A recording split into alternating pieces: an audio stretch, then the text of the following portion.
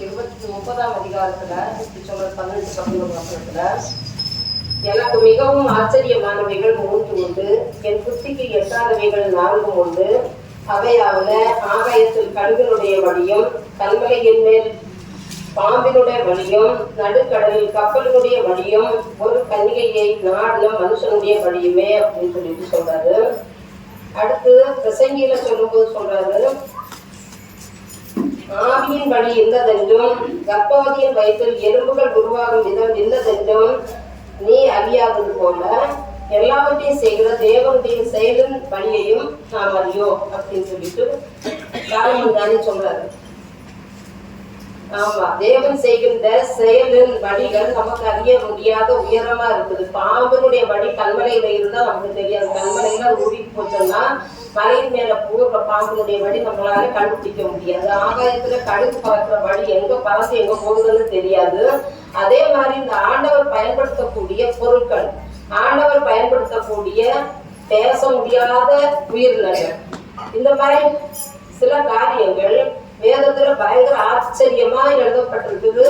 இவைகள் நமக்கு ஆச்சரியமா தான் இருக்குது. எப்படி இப்படி நடந்திருக்குமா அப்படின்னு யோசிக்க தோணுது. இதுக்கு மறுபடியும் அந்த சாலமோன் ஞானி சொல்வதை நம்ம சகோதரன் சாகஸ் வாசிப்பாரு. நீதிமொழிகள் 30ஆம் அதிகாரம் 21 முதல் 31 வரைக்கும்.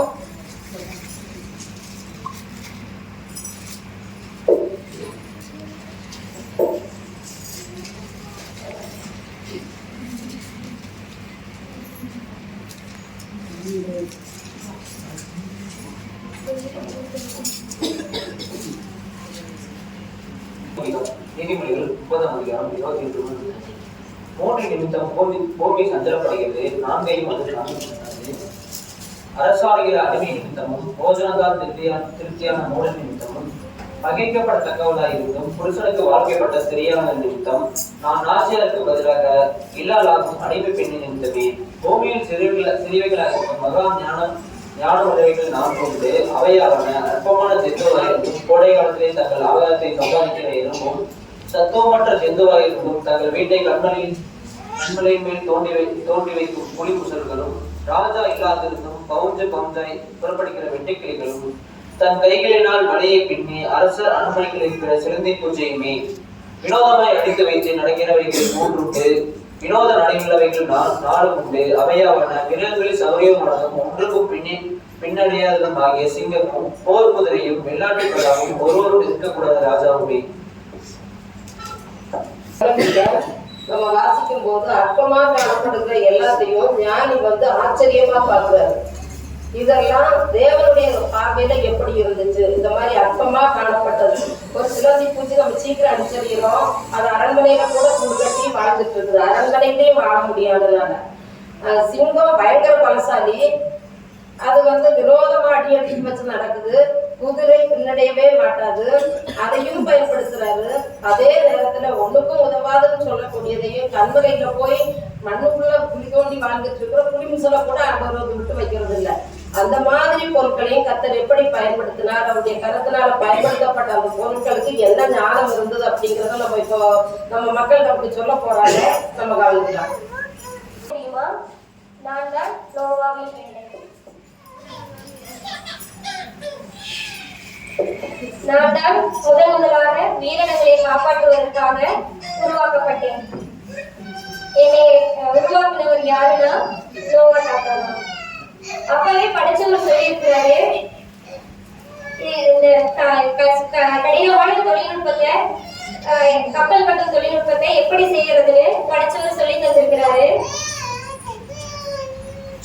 என்ன எந்த மரத்தால செய்யணும்னு கூட அவருதான் சொல்லியிருக்கிறாரு. என்ன எந்த மரத்தால செஞ்சாங்க தெரியுமா? கொப்பேர் மரத்தால செஞ்சாங்க. நான் 300 முழம் நீளமும் 50 முழம் அகலமும் 30 முழம் உயரத்துடனும் ஜன்னல் அறைகள் என அனைத்து வசதிகளோடும் அமைக்கப்பட்ட பல நீண்ட வருடங்களா கட்டி முடிக்கப்பட்ட என்னை கட்டி கொண்டிருக்கும் போதே நோவா தாத்தா சொன்னாரு, மழை வரப்போகுது அப்படின்னு சொல்லி எல்லாத்துக்கும் சொன்னாங்க. ஆனா அன்னைக்கு இந்த கிலோனோட பேச்சு அங்கிருந்தவங்களுக்கு எல்லாம் கேலியா தெரிஞ்சது. ஒரு நாள் நான் அழகா கட்டி முடிக்கப்பட்ட கட்டி முடிக்கப்பட்ட பிறகு திடீர்னு ஒரு நாள் மழை பெய்ய ஆரம்பிச்சது. அந்த மழை வந்து தொடர்ந்து 40 நாட்களா நீடிச்சது. எங்கிட்ட ஒரு 8 பேர் வந்தாங்க. அந்த 8 பேரோட ஊரும் பிராணிகள் பறவைகள் எல்லாம் ஜோடு ஜோடா வந்தாங்க. தேவன் வந்தாரு, அந்த சூழ்நிலையை பார்த்தாரு, பார்த்துட்டு கதவை அடைச்சாரு. நான் கதவை அடைச்சதுக்கு பிறகு இந்த கட்டடத்தாக வேலை செஞ்சவங்க எல்லாரும் கெஞ்சினாங்க. ஆனா எதுவுமே செய்ய முடியல. தண்ணியில ஊர்ந்து கொண்டிருந்த நான் ஒரு மலை மேல போய் அராரத் அப்படிங்கிற மலை மேல போய் அமருங்க. 1 வருடத்துக்கு மேலாவும் மலைக்கு மேலேயும் அந்த நீர் வடியாமையே இருந்தது. ஆனா எனக்குள்ள இருந்தவங்க மட்டும் பாதுகாப்பாவே இருந்தாங்க. அந்த 8 மனிதர்களையும் இந்த ஊரு பிராணிகளையும் எல்லாவற்றையும் காப்பாற்றின பெருமை எனக்கு உண்டு. ஆனா அந்த பெருமை எனக்கு உண்டுனாலும் அதை எனக்கு ஏற்படுத்தி தந்தவரே நோவா தாத்தா தான். ஆமாங்க, நானும் நீங்களும் இயேசு என்னும் வேலைக்குள்ள அநேக ஆத்துமாக்களை கொண்டு வந்து சேர்த்து பிசாசிடம் இருந்து நம்ம இந்த ஆத்துமாக்களை காப்பாற்றலாமே.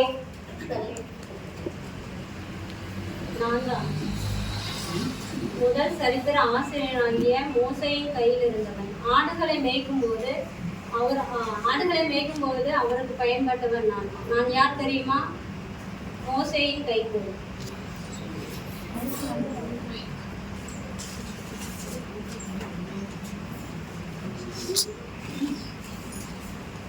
ஒரு நாள் மோசே ஆடுகளை மேய்த்து கொண்டிருக்கும் போது ஒரு ஓரேப் பருவத்துல வந்து செடி ஒன்று பற்றி எரிந்து கொண்டிருந்தது. அந்த செடியை பார்க்கும் பொழுது அதிசயம். பார்ப்பதற்காக மோசே செடியை பார்ப்பதற்காக மோசே ஒரு நாள் மோசே ஆடுகளை மேய்த்து கொண்டிருக்கும் பொழுது ஓரேப் பருவத்துல தீ ஒன்று பற்றி எரிந்துருக்குது. அதை பார்க்க மோசே வந்து சாம்பலும் ஆகல, கருகமும் இல்லை. அதை பார்ப்பதற்கு ஒரு அதிசயம். மோசே அதை பார்ப்பதற்காக செடியின் பக்கமா போய் எண்ணெய் கொண்டு செடியை கிளறி பார்த்தார். அந்த செடி அந்த கோல் வந்து பற்றி எரிந்து நான் செத்து போயிருக்கணும் அப்படின்ட்டு அழுகுது. ஆனா அப்போ ஒரு வல்லமை வருது. அந்த வல்லமையை எழுப்பி தரித்துக்கோள் அப்படின்னு அது தரிச்சுக்குது. தரித்ததுக்கு அப்புறம் எகிப்துக்கு வந்து மோசே போகுது. அங்க வந்து அவர் குச்சிதானேன்னு எண்ணாம எகிப்தின் மந்திரவாதிகளுடைய கோள்களையும் மூழ்கி பாம்பாக மாறுது. எகிப்தின் தேவர்கள் மேல் நீதி செலுத்தவும் கோலாகிய திருவிளையாடலில் என் பங்கு அதிகம். இஸ்ரவேல் ஜனங்களை வழிநடத்தவும் என்னுடைய பங்கு பார்க்கணுமே. எல்லாம் சொல்ல எனக்கு நேரம் இல்லை. எனக்கு பின்னே நிறைய வராங்க. கர்த்தருடைய வசனத்தை தேடி வாசியுங்கள். பரலோக மோசே இயேசுவின் கையில் பயன்பட்ட பரிசுத்த ஆவியாகிய அக்னியில் சுடப்படுங்கள், பயன்படுங்கள்.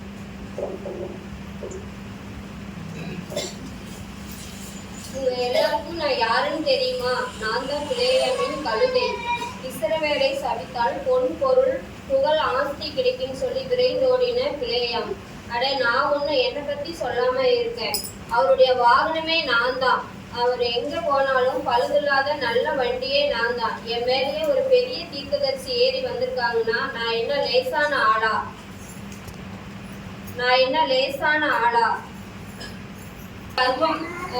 என்ன சாப்பாடு, இந்த பராமரிப்பு யாருக்கு கிடைக்கும்? ராஜயோக வாழ்வு. நான் ஊழியத்தின் பாதையிலெல்லாம் கூட போயிருக்கிறேன். எனக்கு ஆண்டவரை பற்றியும் தெரியும். அவர் பாடும்போது நானும் ட்ரை பண்ணி பார்த்துருக்கிறேன். ஒரு நாள் பாலாக் மன்னன் வீட்டுக்கு போறேன், நீயும் வான்னு சொன்னாரு பிளேயாம். எனக்கு தலகால் புரியல, திக்குமுக்கு ஆடி போச்சு. வீடு நிறைய பொண்ணும் பொருளும் வாங்க போறேனே, எனக்கு நல்ல வீடு கட்டி தருவாரே பிளேயாம். நல்ல சாப்பாடு கிடைக்குமே புதியாட்டம் போட்டேன். போற வழியில எனக்கு ஆபத்து ஒன்றும் தெரியல, செத்து போயிருப்பேன். ஆனால் என் எஜமானிக்கே என்னை கொண்டு போதித்தார் பரலோக தேவன். பிளேயாமை காப்பாற்ற போய் 3 தரம் அடி வாங்கினேன். நீங்களும் நல்லது செய்து துன்பப்படுத்துறீங்களா? சந்தோஷப்படுங்க, யாரோ ஒருவருடைய மதிகேட்டை சீர்படுத்த போறீங்க.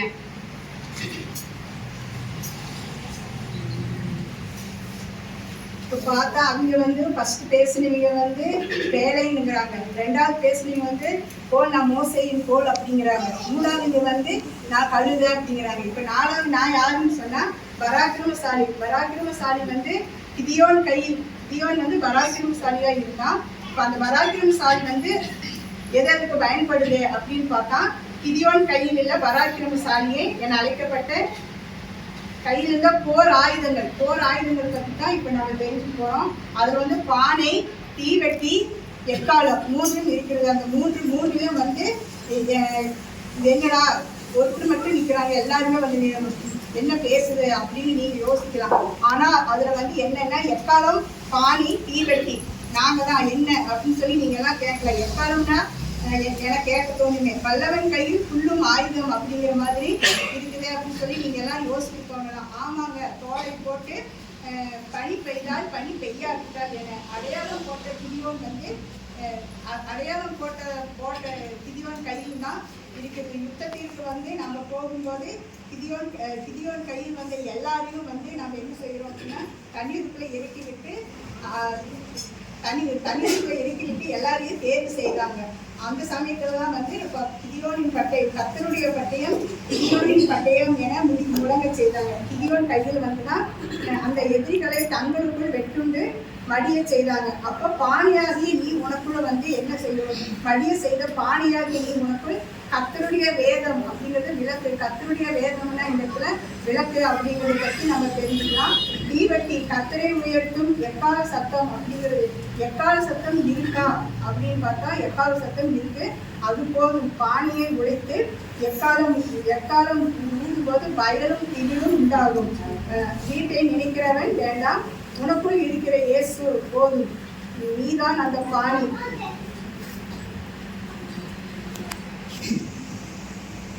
எல்லாருக்கும் சவுல் ராஜாவை தெரிஞ்சிருக்குமே.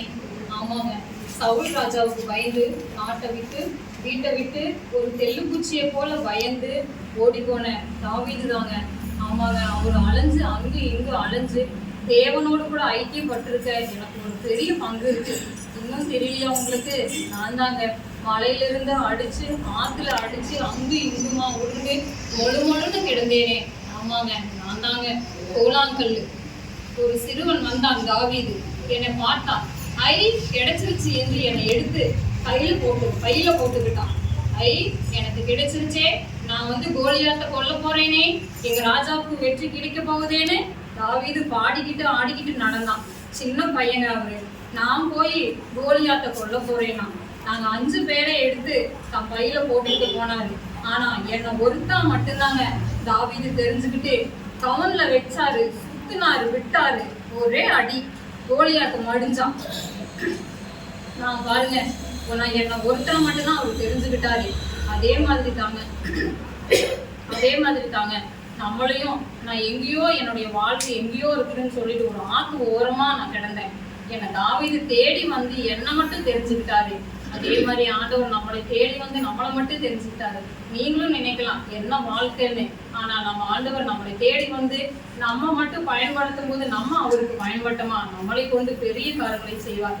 சவுல் கொன்றது 1000, ஆனால் தாவீது கொன்றது 10000. இந்த அதிசயங்களை செய்ய கர்த்தர் நம்மளிடத்திலும் வல்லவராய் இருக்கிறார்.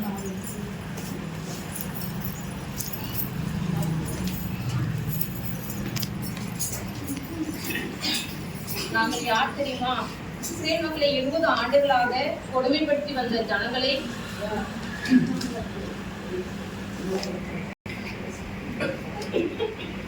வந்து 20 ஆண்டுகளாக கொடுமைப்படுத்திய சிசேரா என்கிற ஒரு மகாபெரிய போர் வீரனை கொன்ற ஆயுதங்கள் தான் நாங்கள் யாருன்னு பாத்துங்க. ஜமுகாலம், பால் குருதி, ஆணி, சுத்தியை கொண்டுதான் நாங்க பெரிய மாவீரனை நாங்கள் ஜெயிச்சோம். அவன் வந்து எதிரியாகிய சிசேரா யாகேல் என்கிற வீட்டுக்குள்ள நுழைஞ்சிட்டான். அவன் வந்து 900 இரும்பு ரதங்களை கொண்ட அந்த பெரிய போர் வீரன். அந்த எதிரி, அவன் பெயர் வந்து சிசேரா. அவன் எதிரி நாட்டுக்காரன். நான் சும்மா விடுவேனா? ஜமுகாலத்தினால நான் அவனை மூடி போட்டேன். என்ன தாண்டித்தானே அவன் யாகேல பார்க்க முடியும்? அவன் பார்க்க முடியாது. நான் மூடி பண்ணேன் அவனை. நான் பால் குருத்தி, அவன் எதிரியாகி அவன் தாகம் தாகம் என்று கேட்ட பொழுது என் துட்டியுள்ள பாலை அவனுக்கு ஊற்றப்பட்டேன். அந்த பாலினால உண்டமயக்கம் தொண்டருக்கும் உண்டு என்று சொல்வார்கள் இல்லையா, அப்படியாக அவன் பால் கொடுத்த மாத்திரத்திலே மயங்கி போய் விழுந்தான். அடுத்தபடியாக ஆணியும் சுத்தியலும் கூடார் ஆணியாகிய நான் அவனை நெற்றியில ஒரு போடு போட்டு அவனை தலை மட்டும் வீழ்த்தி போட்டேன். என்னையும் கூட என் தேவனாய கர்த்தர் எங்களை பயன்படுத்துகிறார். நாங்கள் 4 பேரும் சேர்ந்து இந்த பெரிய எதிரியை நாங்கள் வீழ்த்தி விட்டோம். யுத்தம் எதிரியாகிய எதிராக நின்ற போது அவர்கள் மாத்திரமல்ல, வானங்களும் அயலகத்தில் உள்ள நட்சத்திரங்களும் கீசோன் நதியும் பெயர் பெற்ற கீசோன் நதியாகிய அனைத்தும் அந்த போர் வீரர்கள் அனைவரையும் அடித்துக் கொண்டு போய்விட்டது. அது போலவே நாமும் நம்முடைய எதிரியாகிய பிசாசை வெற்றி கொள்ள தேவ வசனமாகிய போர்வையையும் பாலாகிய வசனத்தையும் சாட்சியின் வசனங்களையும் துதி ஸ்தோத்திரங்களையும் செலுத்தும் போது பிசாசு நம்மை விட்டு ஜெயிக்கலாமே என்பதே ஆமே. என்ன பயமா இருக்கா? ஆனா நான் ஒன்னும் செஞ்சிட மாட்டேன். பார்க்கத்தான் கொடூரமா கடூரமா காணப்படுற அக்னினா நான் எப்போதும் எரிஞ்சுட்டு தான் இருப்பேன். பார்க்கத்தான் கொடூரமா கடூரமா அக்னியை போல ஒளிஞ்சுக்கிட்டா எரிஞ்சிட்டு இருப்பேன். நான் இங்கதான் எரிஞ்சிட்டு இருப்பேன். நீங்க படிச்சவரோட ஆளா இருந்தா நான் ஒண்ணும் செய்ய மாட்டேன். வேற ஆளா இருந்தா சாம்பல் கூட மிஞ்சாது. சரியா? இப்படி சொன்னாலும் உங்களுக்கு நான் யாருன்னு தெரியலையா? அட அபோர வரது கேளுங்க. பாபிலோன் மன்னன் வந்து தூராசா பூமியில ஒரு பொச்சலைய நிறுத்தினார்ல,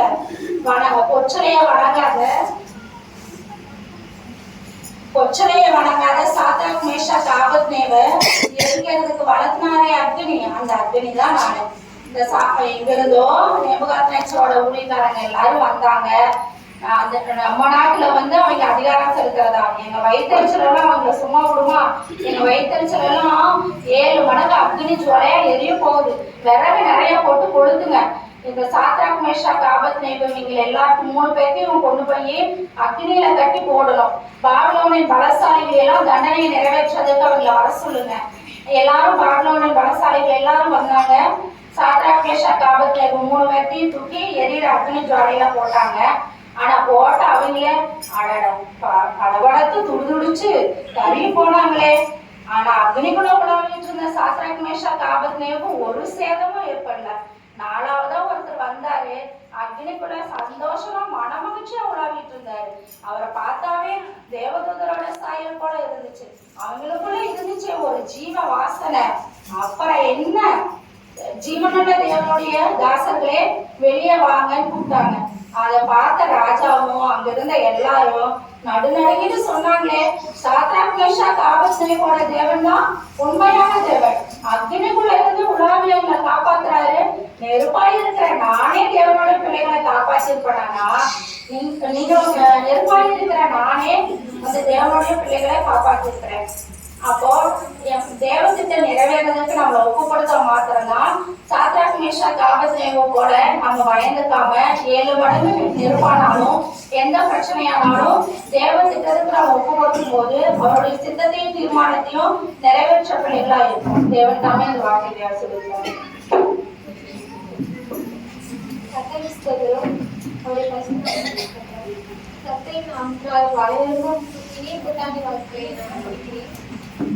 நான் யார் தெரியுமா? நான் தான் யோனாவை விழுங்கிய மீன். அது என்னன்னா எனக்கு தெரியல. நான் தாங்க யோனாவை விழுங்கிய மீன். என்னை மட்டும் நிறைய தெரிஞ்சு வச்சிருப்பீங்க. ஆனா உங்களுக்கு தெரியாத சிலவற்றை நான் சொல்லியிருக்கிறேன். பொறுமையாக கேளுங்க. அது ஒரு பெரிய கடலுங்க. அதான் எதுவுமே புரியுது. ஒரு நாள் யோபாவிலிருந்து தர்ஷனுக்கு போகிற கடல் வழியில் மிக ஜோராக அப்பொழுது திடீரென ஒரு வானிலை மாற்றம் உண்டாயிற்று. புயலிலும் நீங்கள் ஆராய்ச்சிகள் எதுவும் தெரிவிக்கவில்லை. ஏன் இந்த மாற்றம் என்று நினைத்துக் கொண்டிருந்தது. அப்பொழுது திடீரென பயங்கரமான கடல் கொந்தளிப்பு ஏற்பட்டது. உற்று கவனித்து பார்த்தால் அலறல் சத்தம் குய்யோ முய்யோ என்று. உற்று நோக்கி பார்த்தால் ஒரு பெரிய கப்பல் உடைய போகுது. ஆஹா, இன்னைக்கு நமக்கு பெரிய வேட்டைதான் என்று கொண்டாட்டமாக இருந்தது. மெல்ல மெல்ல கப்பல் அருகே சிலராமா என்று யோசித்துக் கொண்டிருக்கையில் ஒரு சத்தம். என்னவென்றால் அங்கே போ என்றது. யாருடைய சத்தங்க? நம்ம ஏசப்பாவுடைய சத்தம் தான். அங்கே போ என்றது. கப்பல் அருகே சென்ற பொழுது கப்பலில் உள்ளவர்கள் அனைவரும் பேசிக் கொள்கிறார்கள். யோனாவை தூக்கி கடலிலே போடுவோம் என்று.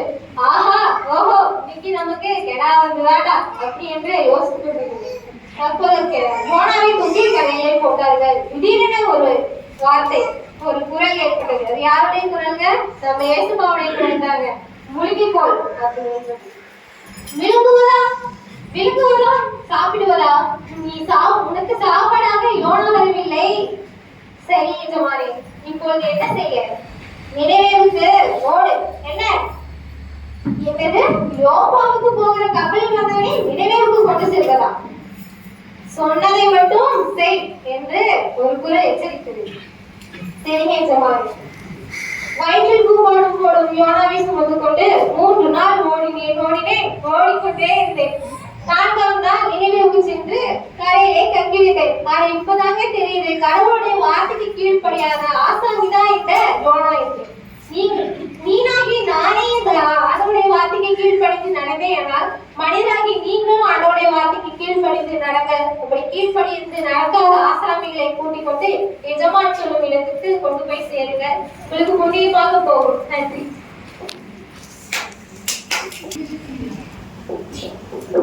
நான் யாருக்கு உங்களுக்கு எல்லாம் தெரியுதா? நான் தான் ஆமணக்கு செடி. நான் தான் ஆமணக்கு செடி. என் வாழ்க்கையில் இருக்கிற காரணங்களை உங்களுக்கு சொல்றேன். அதெல்லாம் உங்களுக்கு பிரயோஜனமா இருக்கும் நம்புறேன். எனக்கு மக்கள் சொல்ற பேர் என்னன்னா கொட்டமுத்து. நான் பிறந்தது, நான் வளர்ந்தது, நான் முளைச்சது எல்லாமே தேவனுடைய கிருபையால நடந்தது. நான் நினைச்சு பார்க்க முடியாத அதிசய செயல் இது. தேவன் எனக்கு கொடுத்த கிருபாவரம். அதுக்காக தேவனை துதிக்கிறேன். என் பிதாக்களை குறிச்சு விவரிக்க துவங்கினா நேரம் போதாது. காரணம், அவங்க ஏதேன் தோட்டத்திலேயே தேவனை முகமுகமா பார்த்தவங்க. மாத்திரமல்ல, ஆதி மனிதனாகிய ஆதாம் மேலேயே நீர் பாய்ச்சப்பட்டு பாதுகாக்கப்பட்ட சந்ததியிலிருந்து தோன்றினவங்க. ஆதியாகமம் 8:22 சொல்லப்பட்டிருக்கிறது போல மாற்றப்பட முடியாத பிரமாணத்தையும் மாற்றி என்னை உருவாக்கினார், என்னை வளர்த்தினார், என்னை கொண்டு போதித்தார். அதற்காகவே என்னை அர்ப்பணித்தேன். அதன் மூலம் அடைந்த துயரம், இழப்பு, தவிப்பு உங்கள் போல் விசுவாசிகளுக்கு விவரிப்பதற்காகவே இன்று வரை தேவன் என்னை மேன்மைப்படுத்தினார் என்பதை பகிரங்கமாக சாட்சியிடுகிறேன். ஆமணக்கு செடி சிந்தனைக்காக நான் ஒரு சில விஷயத்தை உங்களுக்கு சொல்றேன். நான் பலன் தர வேண்டும்னா முதிர்ச்சி அடைந்த விதையா இருக்கணும், நன்கு உணர்ந்து இருக்கணும். நான் என்ன போன்ற ஆமணக்கு சந்ததி உருவாக்கவும் விளைவிக்கவும் பாதுகாக்கப்பட வேணும். ஆனா நானும் ஒரே ராத்திரியில தேவனால உருவாக்கப்பட்டேன். எதற்காக? ஒரு தீர்க்கதரிசிக்கு நிழலா இருக்கும்படி, தீர்க்கதரிசி மனமடிவுக்கு ஆற்றலா இருக்கும்படி, சேர்க்கும்படி, சஞ்சலம் போக்கும் துணையாவதற்கு, தீர்க்கதரிசியினுடைய எரிச்சல் மனவேதனை போக்குவதற்காக முளைப்பது எப்படின்னு தானே நீங்களா யோசிக்கிறீங்க. இதுதான் இப்ப இருக்க அநேக மக்களுக்கு கேள்வியா இருக்கு.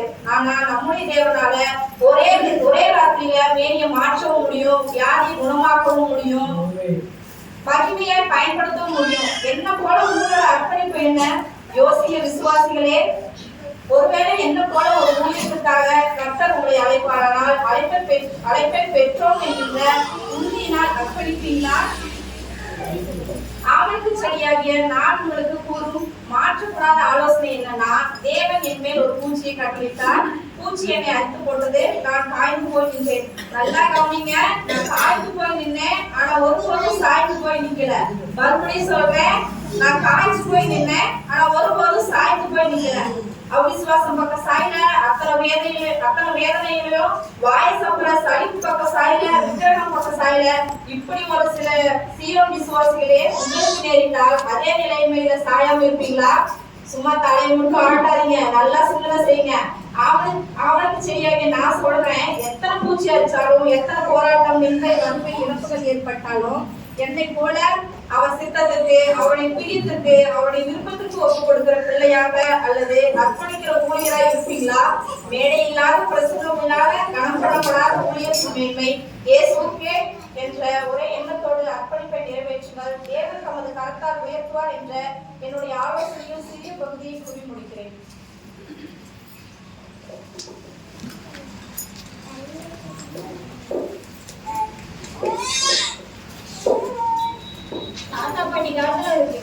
பார்த்துருப்பீங்க. பானையை வச்சிருந்தாங்க. ஆமாங்க, நான் தான் இயேசு. கானாவூர்ல கல்யாணத்துக்கு போனால அந்த வீட்டு வாசல்ல நின்று கிடந்த கச்சாடி. இந்த யூதர்கள் அவங்க வீட்டுக்கு வர்றவங்க மற்ற வெளியே போயிட்டு வர்றவங்களும் நம்ம கைகள் கழுவிட்டு தான் வீட்டுக்குள்ள வரணும்.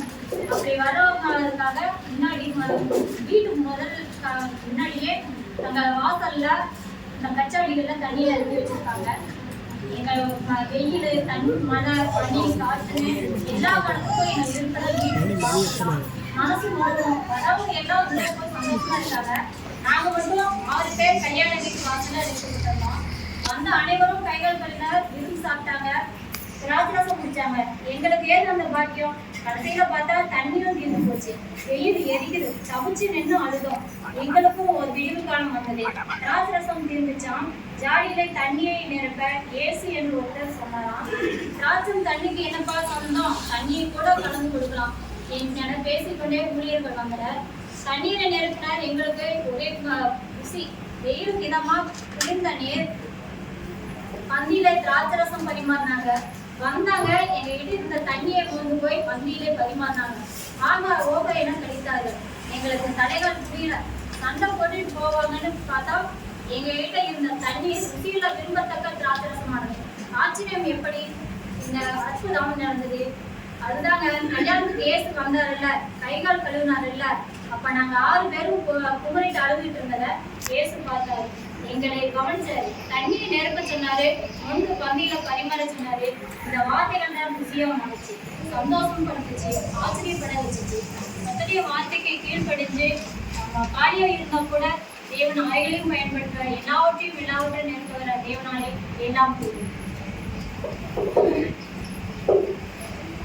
என்ன தண்ணி எல்லாம் வந்திருக்குன்னு பாக்குறீங்களா? நான் தான் எருசலேம் மாட்ட வாசல் அருகே இருந்த குளம். என்ன இன்னும் தெரியலையா? பெதஸ்தா குளங்க. என்னை சுத்தி அறை வீடுகள் நிறைய இருக்கு. அதுல எல்லாம் நிறைய நோயாளிங்க. எதுக்குன்னு கேக்குறீங்களா? எனக்கு ஒரு பெரிய சிறப்புங்க. அவ்வப்போது தேவதூதன் இறங்கி என்னை கலக்கி விடுவாருங்க. கலக்கிற போது முதல்ல யாரு வந்து இறங்குறாங்களோ அவங்களுக்கு இருக்கிற எல்லா வியாதியும் சுகமாயிருங்க. எத்தனை பேர் என்னால சுகம் பெற்றிருக்காங்கன்னு உங்களுக்கு தெரியுமா? இன்னும் சொல்றேன் கேளுங்க. அதுலயும் ஒரு பெரிய அற்புதம் நடந்திருக்கு. 38 வருஷமா திமிர்வாதம் பிடிச்சிருந்த ஒருத்தர் வந்து என்கிட்ட என்னோட அறையில படுத்திருந்தாருங்க. அவர் படுத்திருந்தாரு. ஒரு நாள் இயேசு என்னிடமா வந்தாரு. எனக்கு ஒரே ஆசை, அந்த 38 வருஷமா படுத்திருக்கிறவருக்கு சுகம் கொடுக்கணும்னு. என்னோட ஏகம், என்னோட அங்கலாப்பெல்லாம் கேட்ட இயேசு அவர்கிட்ட போய் உனக்கு சுகம் வேணுமான்னு கேட்டாரு. உடனே அந்த திமிர்வாதக்காரர் சுகம் வேணும்னு சொல்லி உன்னோட படுக்கை எடுத்துக்கொண்டு உன் வீட்டுக்கு போன்னு சொன்னதும் 38 வருஷமா வியாதியா இருந்த மனுஷன் தன்னுடைய நோயெல்லாம் போக்கிட்டு வீட்டுக்கு போயிட்டாருங்க. இப்ப தெரியுதுங்களா? நான் வந்து ஒரு குளம் வந்து நினைச்சதையே ஏசப்பா நிறைவேற்றிட்டாருங்க. நீங்க வந்து என்னையும் விட ஏசப்பாவை நல்லா தெரிஞ்சிருக்கிறீங்க. அடுத்தவங்களுக்காக அக்கறையோட அடுத்தவங்களுக்காக பரிஞ்சு பேசுவீங்கன்னு நான் விசுவாசிக்கிறேன். இந்த வார்த்தைகளை தாமே கர்த்தர் தாமே ஆசீர்வதிப்பாராக. ஆமென். சாலமோன் ஞானி சொன்னது போல அற்பமா காணப்பட்ட எல்லாத்தையுமே ஆண்டவர் பயன்படுத்தி இருக்கிறாரு. இந்த பயன்பட்ட எல்லாருமே மனுஷனால போற்றப்படக்கூடியவர்களோ மற்றவங்களுடைய பார்வைக்கு பெரியவங்களோ இல்லை. எல்லாம் ஜீவனுள்ள சில பொருட்கள், ஜீவனே இல்லாத பொருட்கள், சத்தம் போட தெரியாத தாவரங்கள் என எல்லாத்தையுமே ஆண்டவர் பயன்படுத்தி இருக்கிறாரு. இப்போ முதல்ல நம்ம கேட்ட மாதிரி வேலைக்குள்ள கொண்டு போய் சேர்த்துற வேலைக்கு நம்ம எல்லா கையிலையும் பொறுப்பு கொடுத்துருக்கிறாரு. கல்லு கிட்ட பொறுப்பு கொடுத்துருக்கிறாரு இல்லையா? கல்லும் பயன்படணும். மரத்துக்கிட்ட பொறுப்பை கொடுத்துட்டாரு, மரமும் பயன்படணும். ஆமணக்கு செடிக்கிட்ட பொறுப்பை கொடுத்துருக்கிறாரு, தீர்க்கதரிசிக்கு நிழலா இருக்கிறதுக்கு. ஒரு கழுதைகிட்ட பொறுப்பை கொடுத்துருக்கிறாரு, தீர்க்கதரிசி மதிகேடா நடந்தா போய் சொல்றதுக்கு. ஒவ்வொரு வேலை ஒவ்வொரு கையிலையும் ஆண்டவர் கொடுத்துட்டாரு. ஆனா நம்ம எங்கெல்லாம் ஓடி போய் ஒளிஞ்சுக்கிறோம். ஐயையோ நானெல்லாம் இல்லை, என்னை விட்டுருங்கப்பா, நான் போயிடுறேன் அப்படின்னுட்டு.